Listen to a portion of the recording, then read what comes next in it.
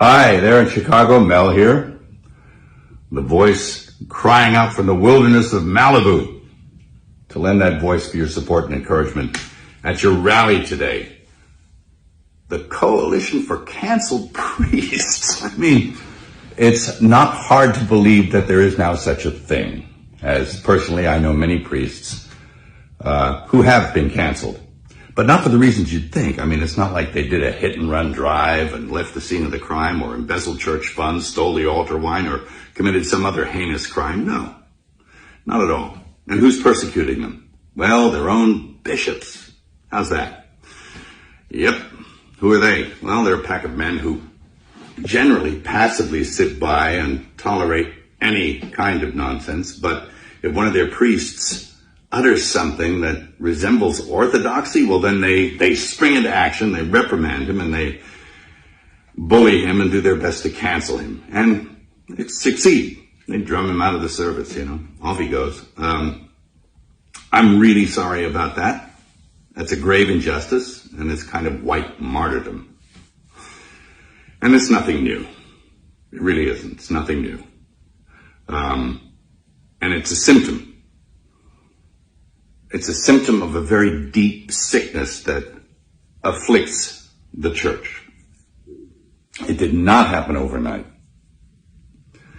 If anyone's familiar with the missives of Archbishop Vigano, he says that the seeds of erosion of the church were sown with the reforms of Vatican II, and I agree with him. He suggests even that we scrap the whole thing and go back and do it the way it was before. And it was a pastoral council after all. I mean,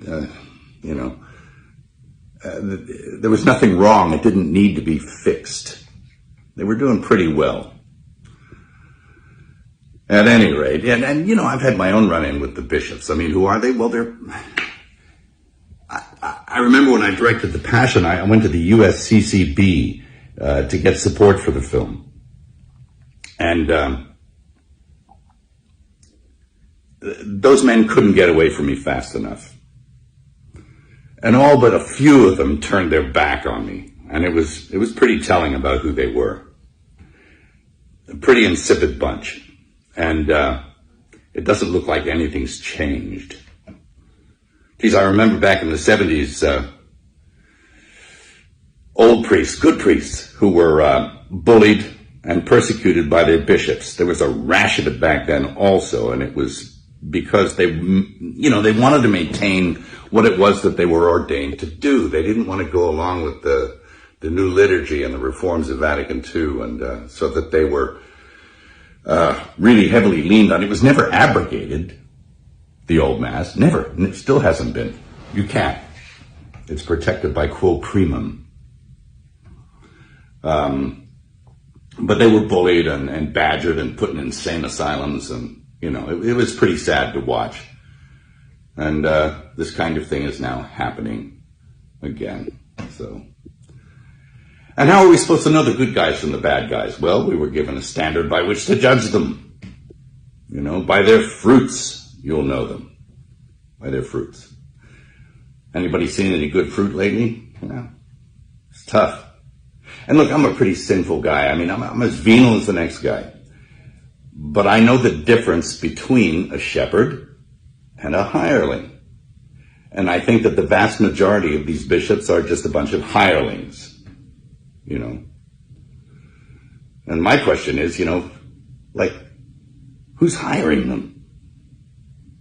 I don't think it's Jesus. Is it Francis? Who's hiring Francis? Is it Pachamama? I mean, I think you need to look at the whole institution. And, I'll quote Archbishop Vigano again in saying that he believes that there was a parallel counterfeit church set up to eclipse the real one. He's suggesting usurpation or an inside job. It seems that way. Anyway, of course we know the gates of hell will not prevail against it. The victory is God's, not ours. And it will flourish if we keep it in our hearts. It can flourish in our hearts and keep the faith. And that's what's going to happen. That's what I encourage you to do. Again, I'm sorry for your pain, the injustice. I'll definitely throw something in the hat to add my support. And God keep you and God bless you. Thank you.